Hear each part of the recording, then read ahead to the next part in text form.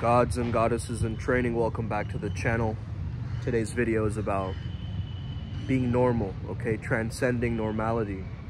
And the reason why I want to make this video is because when I was younger, man, I used to have this thing where I would love to want to fit in with everybody, you know? Feel the sense of belonging.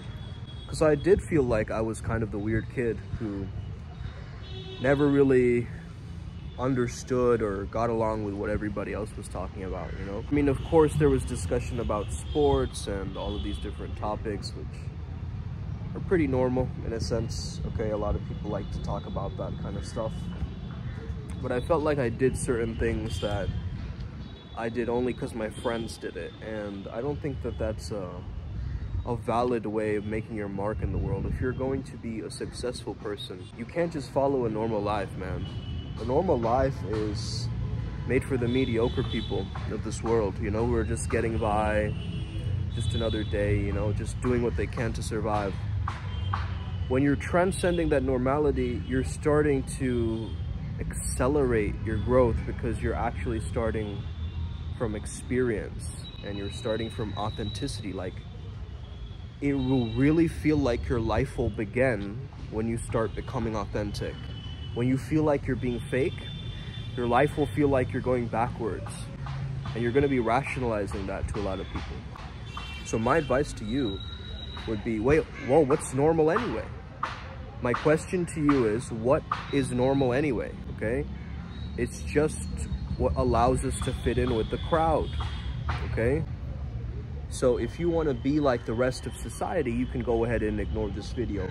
If you want to be somebody who's going to be a trailblazer, a pioneer in your own field, you're here on this video for a very particular reason, because you understand that playing it safe, playing it normal has never really served you, or anybody else for that matter. You've noticed this process repeat over and over again in the people that you've met. So start to understand, what are things that you could be doing that spark interest in your life, that spark meaning in your life, okay?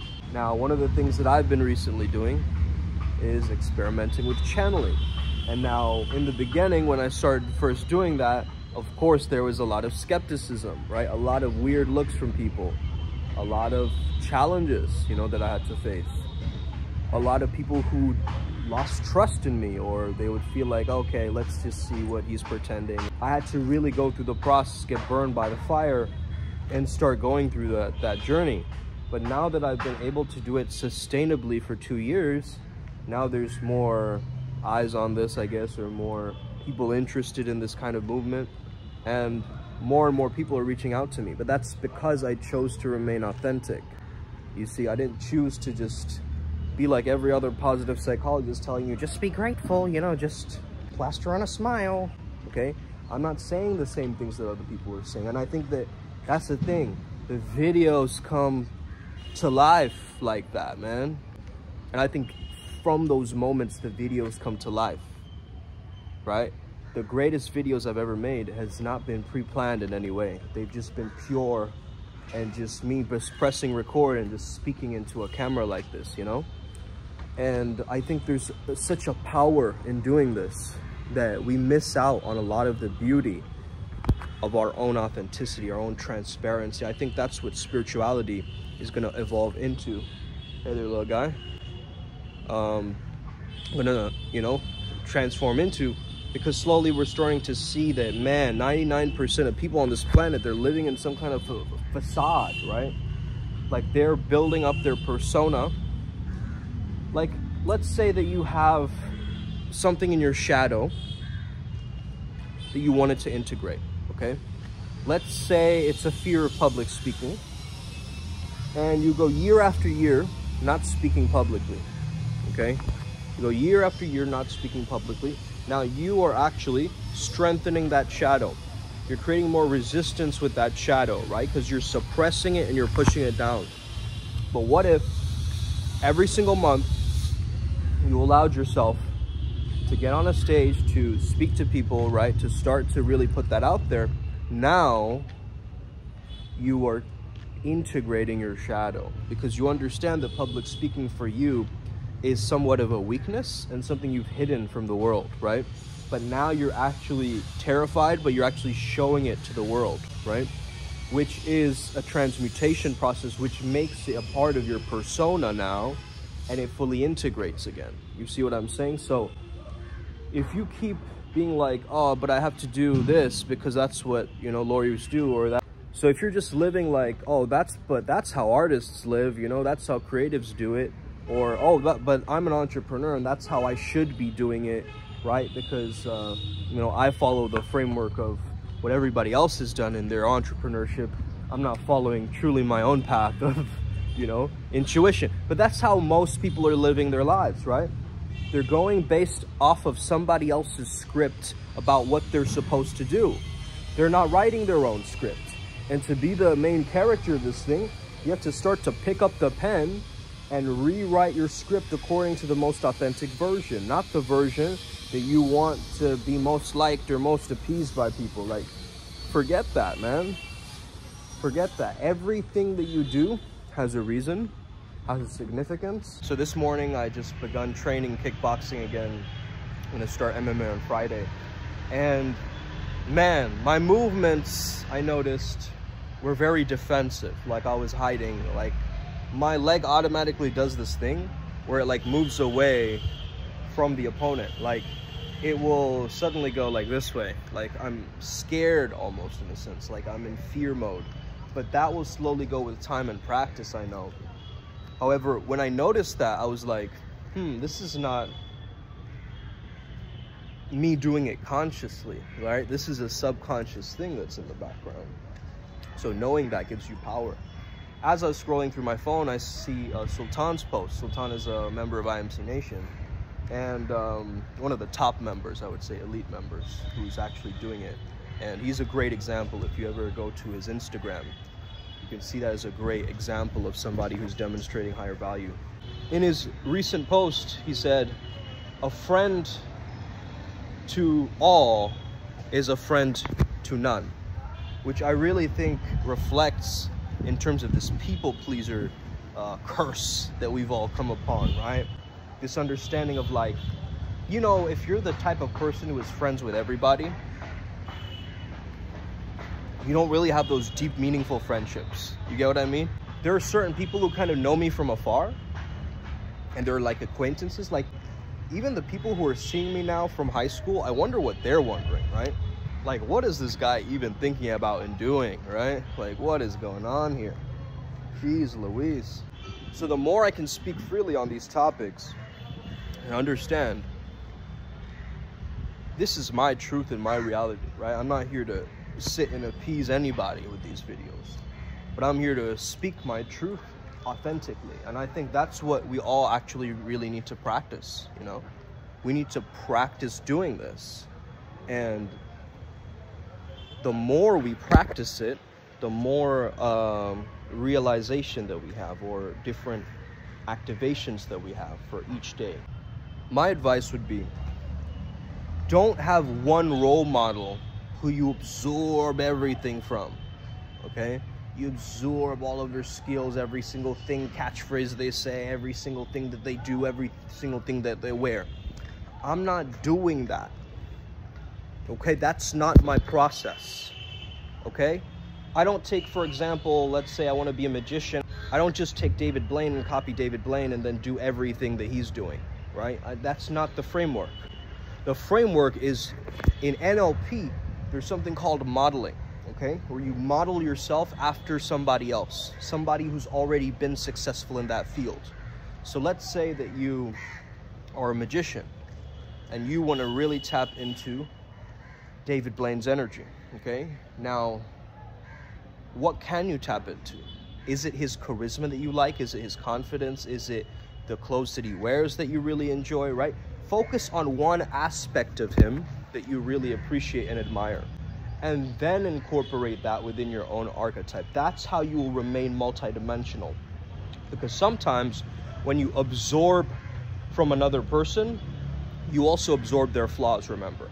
So the archetype of, let's say, the lover will also include the deficits or the weaknesses of the lover. So you gotta be aware of that and understand that, okay? So this is what I like to do. I like to pick and choose the traits, almost like I'm making a finely tuned recipe or an ingredient, right? So let's say that you're able to take just a tiny bit of Johnny Depp, a tiny bit of Brad Pitt, a tiny bit of Elon Musk or whatever, right? And you create this archetype for yourself. Now we're playing this game because now we're merging all of these different divine qualities within each of them, which each of them is now a divine reflection. You see what I'm saying? They are normal in their own ways. They're authentic in their own ways. Take any trailblazer or person who's a public figure in society, right? Do you think Elon Musk is normal? Definitely not, man. He's dated a fairy called Grimes, okay? Much respect, brother. He speaks like kind of like a robot, like an AI, right? He speaks in stop and start, almost like a little bit autistic in a sense. And I'm not gonna make fun of him because obviously he's in charge of a lot of these platforms, and again, he's bringing back free speech, so I do respect that aspect of like X or whatever. However, at the same time, take any of these trailblazers or leaders who are trying to like upheaval the world, right? One thing that I've noticed in all of them, okay? And even the ones like the red pill, you know, or whatever. Let's just take the example in masculinity, like Jordan Peterson, Andrew Tate, right? These characters, right? Like these characters, they have very articulate communication. So they can get themselves out of debates and arguments and make a very valid point from their own unique, multifaceted perspective from their own life. You see what I'm saying? So I would love to see a debate between those two people, you know? Because again, it goes to show you the power in terms of that. Now I do understand that there might be some animosity there, because I do know that Andrew Tate, I think, went on a date or flew Michaela Peterson for some kind of a, you know, hangout session or whatever. But irregardless, you know, let's start to focus more so on what these patterns actually mean. So slowly but surely, you want to get this understanding that I am here to make an impact. I'm here to be a trailblazer, and I'm here to be completely unique. I'm a unique fingerprint in this game, and I am not easily replicable, and people cannot copy me because I'm so me that it's just, I live in that paradox, right? I think a lot of the reason why these IRL streamers have gotten so much popular, especially Zerka and so forth, is because they touch on every single emotional spectrum line. What does that mean? They touch every single emotion, which means they experience confusion, they experience that drama or that feeling of like feeling weird and complaining. They'll pretend to be a simp for like 5 seconds and they'll change into an absolute badass, and then they'll switch into another realm, right? And so that inconsistency or that variety in what they're presenting creates a level of entertainment, right? And you start actually being captivated by that. And you can watch that for hours and hours, and they do stream for hours and hours. They stream for 24 hours. Some of them stream for 20 hours. Some of them stream overnight. Some of them stream for 10 hours straight, right? And these Kick, I'm talking about these Kick IRL streamers, right? So what I've understood from their code is they're able to be so soft and kind, at the same time drop, let's say, a racial slur, at the same time be able to, you know, talk about something very controversial, but then at the same time kind of revert back into, you know, making it work or kind of changing the topic over that to kind of create these spikes, right? These emotional spikes. And I think it's really, really important that, like, these people, they're comedians. So think about the freedom of expression that comedians have. Now, even then, they're getting banned and getting canceled and so forth, and, you know, not being able to express themselves on different platforms. Let's not forget, like, we are in a prison planet, right? We are in a world where we will be held captive. based on different experiences like this. But also let's remain kind of focused in terms of all of these, because we want to start to understand, like, okay, I don't want to be held captive by these concepts and ideas and different things, right? I don't want to be held captive based on my culture. I don't want to be held captive based on, you know, my sense of how I have to look, or how I have to be, or how I have to be seen, or whatever it is, right? And so now I finally get that, and I'm starting to really revitalize that essence within myself, because I'm able to understand that, hey man, if you put a camera on me, right, and put me in, let's say, Jack Doherty's house or whatever, and I imagine and I envision, Jack Doherty, by the way, is like a Twitch streamer or whatever. He like has OnlyFans tattooed on his head or something like that. I mean, these guys are all bizarre like that, right? Doesn't this cat kind of look like a cow? I think that's just a reminder to do yoga, huh? Just do some cat-cow today, okay? Let's go upward spiral. But let's say you place me in that home, right? Full of all of those, you know, OnlyFans girls and random people and random environment, and, you know, people complaining, and some people getting into fights, and, you know, other people like kind of getting into all this drama, like, oh, this girl cheated on him and blah, blah, blah, right? If you put me in that environment, you can bet that I'm gonna, number one, self-amuse. I'm gonna find ways to entertain myself throughout that time there. Number two, I will not break out of my schedule. So whatever they have on their streaming structure, right, and they're like, hey, let's go and see her Lambo outside, I'd be like, no, that's okay, I'm doing my breath work right now, right? And so that is also an important essence of my character, right? The ability to set boundaries. So and I'm looking and projecting myself into this role, almost like fantasizing about it, right? But understand one thing, guys. Manifestation is just you putting yourself and placing yourself into different scenarios. So if you just envision yourself like getting a lot of followers or getting a lot of money, and you counting the money, right? Let's say you envision that. Let's say that you're envisioning you just making love with the most perfect partner on earth, right? Whatever these visualizations are, these memories that you're holding. And again, future memories are imaginations. Remember this. Future memories are imaginations. So this is what I want you to really understand. If you were placed on a desert island or some random reality show, how would you stand out in that environment?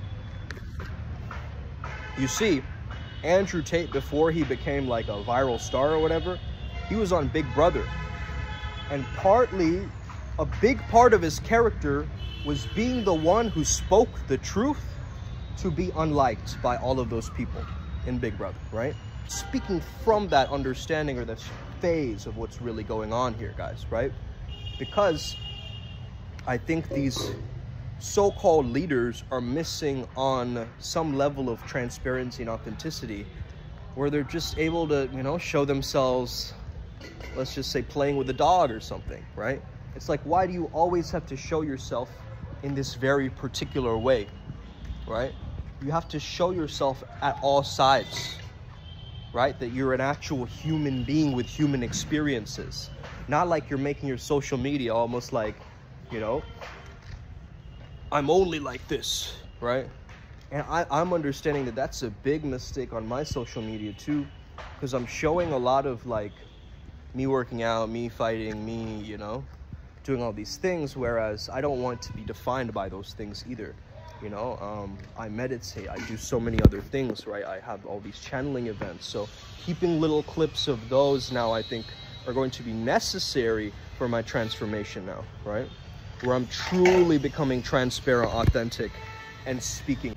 So another level up that's coming up for me is making live videos, because I can't stop and start and pause and all of these videos, right? I just have to roll with it. And I think I enjoy that. That's why I'm a flow state coach. That's why I work with freestyle shamanism. That's why I like this impromptu nature of it all, right? And me being able to understand that will also save me time for not editing these videos so much, right? I'm stopping to really edit these videos. I understand that sometimes the captions are wrong or whatever, right? But I'm trying to maximize my potential. You guys see that? So that's what I'm really looking forward to. But let me know if you guys actually like the subtitles or not. If you can comment down below, because then I'm going to continue doing it. And as you start to understand that more and more, we can create more of a power-packed, you know, holistic, divine entertainment system for you guys. Let's get it. Upward Spiral Gang, may we never be the same again. Hit that like and subscribe button. We're all gonna make it. May the flow be with you. I'll see you on the other side, Os.